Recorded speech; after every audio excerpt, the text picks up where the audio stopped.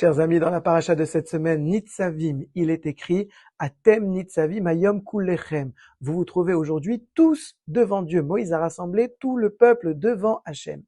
Et à la suite, la paracha nous détaille 10 catégories du peuple qui sont rassemblées. Rachechem, Shiftechem, les chefs de tribu, les anciens, Hachoev, Memecha, jusqu'au puiseur d'eau. La question est la suivante. Une fois que la Torah nous a dit qu'on est tous rassemblés comme un seul, pourquoi avoir besoin de préciser les 10 catégories? Pour nous apprendre justement quelle est l'unité qu'on attend du peuple juif.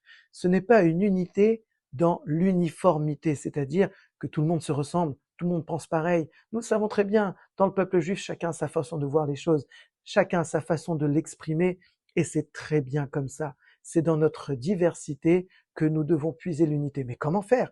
Comment cultiver sa particularité et en même temps créer de l'unité? La réponse est dans la paracha. Atem nitzavim hayom kulechem lifnei Hashem.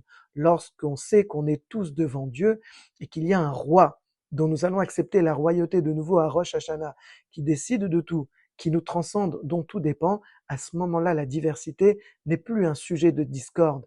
La différence n'est plus un sujet de dispute, mais au contraire, elle nous rassemble et elle fait en sorte que chacun apporte sa richesse dans un but commun, celui de servir Dieu. Que ce message d'unité nous donne le mérite à Rosh Hashanah d'avoir tous Shana Tova ou Metuka, une bonne et douce année, Ktiva Vechatima Tova, et qu'on soit tous inscrits et scellés dans le livre de la vie. Shabbat Shalom.